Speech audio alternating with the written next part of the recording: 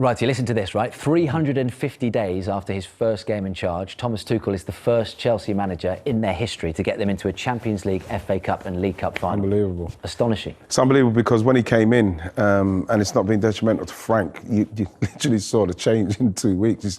It was amazing. And what was said before is that Chelsea have very good players, but we weren't seeing it. This guy's come in, and a couple of players who were ostracised weren't involved. Straight back in, bam, bam, bam. I remember even Mason Mount was left out of the very first one. I don't know if it was a test or whatever it is, because he's not been left out too frequently since then. But everything that Tuchel has done has worked for them. He looks to be very focused, and for me, if they can get the Lukaku firing again and scoring, that yes, they like I said at the start of the season, I said Chelsea probably would win the league. Now, obviously, it looks ridiculous because City are 10 points clear, and you do feel that even if Chelsea win it, you can't see City slipping up too many in too many games. It's going to be tough, but Chelsea are, for me, the team that can chase them, just simply because of the way they coached, how good they can be, and I think there's still more in them. But they have to win it, Farah, don't they? I know they may still not have a chance, as Righty says, but they have to. They did that last season. I know it was a slightly different context because the league was already wrapped up, but they've got to go to the Etihad and get those 3 points. Yeah, they have to. And look, I was like, right, I picked them to win the league. I thought, especially after that Champions League final. And what Tuchel's done since he's come there, and you speak about the player. Look, Frank Lampard left behind a fantastic squad, so Tuchel's walked into a fantastic squad. But you've got to get those players to play, and he's been able to do that. And look, his early games at Chelsea were boring. Nobody liked, as a Chelsea fan watching them, and it's 0-0, but we weren't conceding. And look, for me, he's been fantastic. I think, if he can get 3 points, I can't see City losing, dropping 7 points after that, So I do think City will go on to win the league. But, Chelsea need to be pushing, and Tuchel need to be pushing for that second spot and really try and climb away from Liverpool. It's going to be a tough ask. We've seen the dominance of City at Stamford Bridge early in the season. So yeah, they're going to have to go to that next level, as Righty said. Look, I believe that Chelsea, when I watched them, and I watched them in the first half live when Liverpool come last weekend. Fantastic, the intensity they played at, didn't deserve to go 2 goals down. They were phenomenal, but they don't take chances in moments when they're on top. So if they can perform anything like what they did in that first 45 against Liverpool, I think they've got a chance of beating City. And if they are to get the points, Darren, they're going to need a big performance from Romelu Lukaku. Where do we sit in the Romelu Lukaku debate at the moment? I mean, look, when they spent nearly £100 million on him in the summer, after, 20-odd games, they would have expected more than 5 Premier League goals. I know he's had his little niggles and his little injuries, and he's had COVID and he's been struggling, but he hasn't made the impact that we all thought he would. No, he hasn't, and I think that's going to be a big conundrum for them. I mean, there might be a little bit of a blueprint for what Thomas Tuchel might do.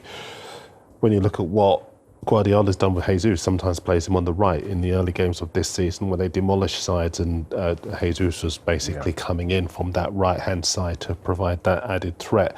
Listen, you're asking me, you've got a legendary striker right here who can tell you probably more about how to get the best out of frontmen. But I'm going to just try to make a slight case for Chelsea and the league being open. As a newspaper man, I obviously want that to be the case.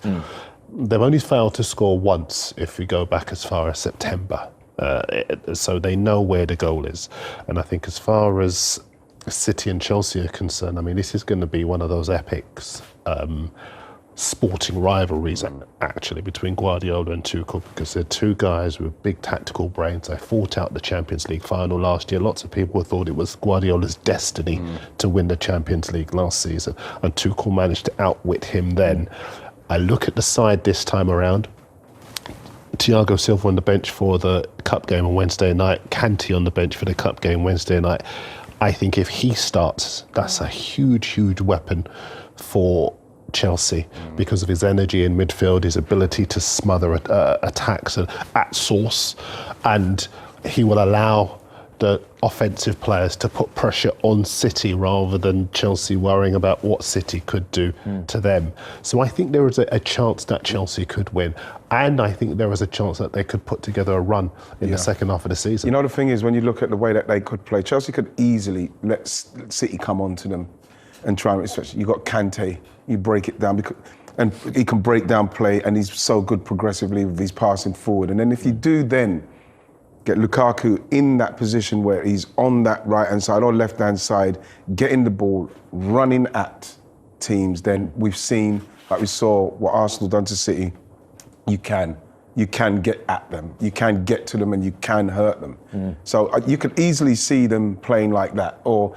are they going to try and retain possession against City and see if they can play it through and get it through to Lukaku, which is not his real strength. He likes to run onto things, run onto chances. So it's going to be interesting to see how they. Right, do you think they'll play that. with quick players? Do you think this is a game for quick, pacey players, Pulisic, Absolutely. Werner, guys who are going Absolutely. to break Can't on be, them, Absolutely. give them a problem really early? They Simply commit because- so many bodies, Yeah, don't they, City? And this is the exactly. thing, and that's what Wrighty's talking about. And the likes of Lukaku that does like to go in behind, use his pace and power to get forward. Chelsea did that in the Champions League final. They allowed them the possession and they played counter-attack football. Man United did it against Manchester City last year.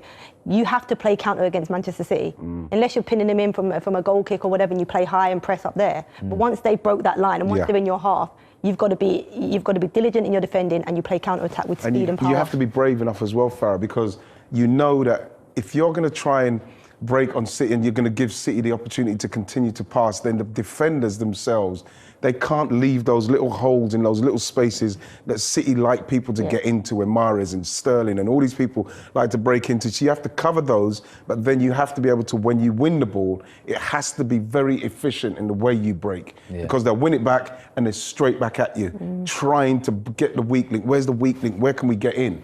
So if you have got Pulisic and you have got the Lukaku, you can break Mason Mount. You've got these players.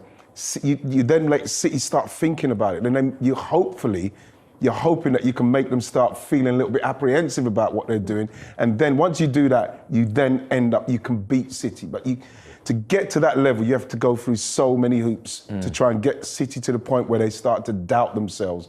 And the way they do that is, like Farah's saying, with quality players, with pace, like Darren's saying as well, with pace, quality players, and people taking the chances when they come. Yeah. And look, they've already started their revenge, haven't they, from those 3 defeats last season, Manchester City against Chelsea, under Thomas Tuchel. Obviously, they beat them under Frank, didn't they, 3-1 at the Bridge. But that game at the Bridge this season, I know it was only 1-0 with Jesus getting the winner, they absolutely schooled them, didn't they? Yeah, they were completely dominant, and you can only go off the last performance between the two. Yeah, I mean, they look like worlds apart in that game. Look, they come to the Bridge and absolutely dominated.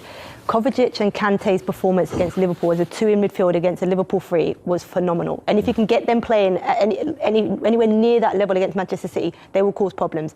Not only do they know how to defend, Kante's like having 2 or 3 midfielders in there. The way he reads the game, I think he's so... We all talk about his off the ball. His on the ball is phenomenal. He can carry the ball forward, so he can travel with the ball and beat players. He gets into positions to pass. He can play off one. He can take it in tight areas. He's honestly one of the most underrated with the ball. You only ever hear people talk about Kante off the ball, and it amazes me. You know the thing with it is, Farah? With him in the team, the team win. Look, Yeah. he goes to Leicester. He wins the league for Leicester pretty much. He comes to Chelsea, does the same. He wins he's won every domestic cup in England. He's an unbelievable player.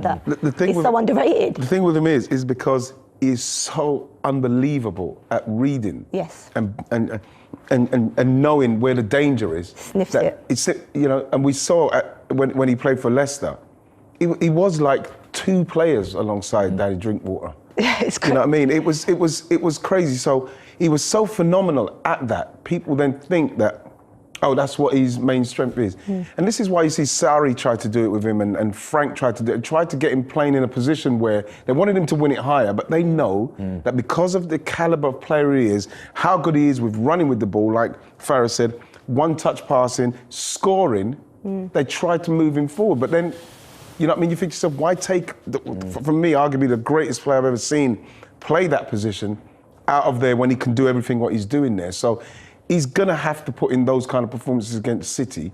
He's going to have to put that performances against City, because if he does that, they've got an unbelievable chance of beating them. Yeah. Unbelievable chance. He's got to be one of, the more you think about N'Golo Kante, one of, if not the most prolific additions to the Premier League in the last 10, 20 years. isn't crazy. he? I think. I know you could say Aguero and whatever, but, Yeah, but the what thing he is, does, because you talk about Aguero and the great players who have come, the Kante, all of those kind of players, he's way up there in what he's done on this league, and how he's performed as a midfield player, to the point where even you look at Makelele, who the position was named after doing that. Makelele literally did stop it at source, give it to Zidane. That's what he done. This guy's gone on to another couple of levels of that. It could be easily called the Kante position now, because I feel he does more in it. he's taken it to another level of the way he's done it. He's not just a holding midfielder, he's everything. Yeah. I want to talk about Mason Mount with you, Darren, because my ears pricked up. Obviously, we remember when Frank was sacked and Thomas Tuchel came in, Mason Mount was sat on the bench quite a lot, and it took him a while to prove to him that he was the main man. Look at the importance that Mason Mount has on this Chelsea team. When we look at rankings, first, goals, first, all the way down there on everything on that column on the right.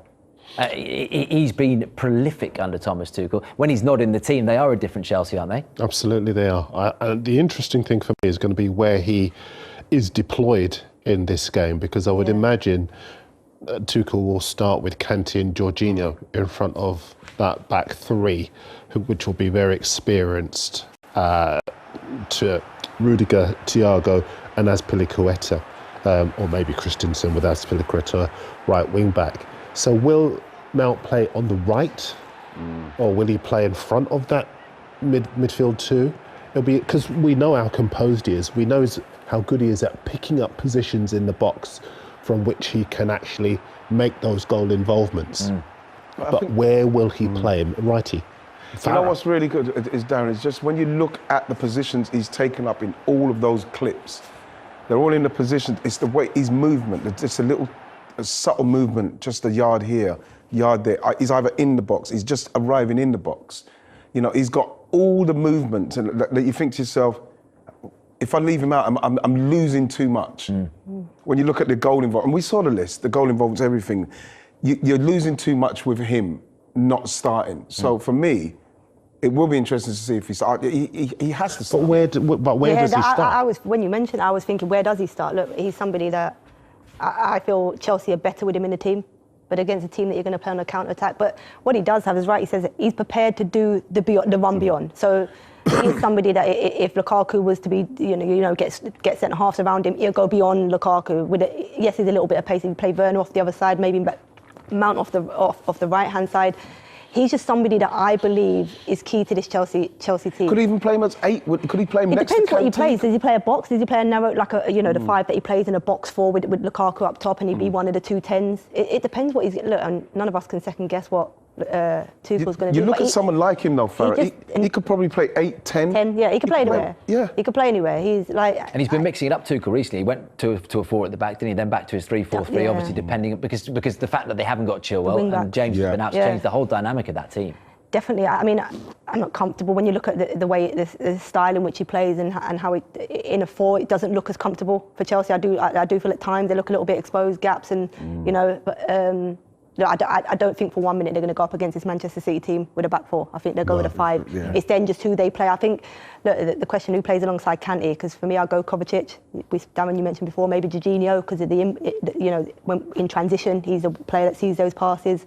It's those front 3. Lukaku for me has to play, but Kai Havertz is another player. For me against Liverpool, again phenomenal. Yeah. Unbelievable. He's got so much to his game. It just looks like it's a stroll in the park for him. He makes the game look really easy. Yeah. That's quite a good point, because I mean, I know you mentioned Lukaku and they very helpfully put him up behind you, but it may be interesting to see whether he actually starts, and whether there's more fluidity in that front line. If you have a Havertz, I mean, he scored a winning goal in the Champions League final. It helped him. His movement's so good. Werner's pace. Yeah. Werner's pace. You've got multiple points of attack. You've got Mount on the right side. They're interchangeable. They all understand each other's game. It gives City more to think about. Rather than if you play a point man who can easily either be marked out of the game or be denied the space to be able to, be denied the ammunition to be able to get beyond that back line. If you can be in a position where, as Tuchel, you can give Guardiola and his team so much more to think about, it makes the game that much more harder to I think Havertz could be a better shout against Manchester City than Lukaku, and it's hard to say. Look, if you were to ask me early on in the season, Lukaku, when he was scoring and in form, he looks like a player. Even given what's happened though, Cloud, sorry to interrupt you there, given the whole sort of Sky Italia interview or whatever, that would be massive if they left him out, wouldn't it? Of course it would be, but he does look like a player that's lacking confidence. He does look like a player that's desperate to show that he wants to be there. When he played last week in the first leg against Tottenham, he was so desperate to show the Chelsea fans an apology in his performance. And in that desperation, you don't perform. When you're putting all this expectation on yourself, it's really hard then to deliver. And he was working hard off the ball, which we haven't seen often from Lukaku, and I think that's what he's trying to do, but that's not his game. And whilst he's in that frame of mind where he's trying to prove to the Chelsea fans, to his teammates, to the manager and the board, that actually I do want to be here. It was a genuine mistake. I was probably hurting through not playing, because we all get upset when we don't play. We all say things that we don't mean in a moment. But I feel like he's not probably at the levels that Havertz is at. Yeah, To play. We need everybody at the level to beat Manchester City. 100%. A lot of these Manchester City fans watching are throwing things at the telly. So what's this supply teacher doing? You've been talking about Chelsea for the last 10 minutes. Move it on. Talk about the champions and the champions elect.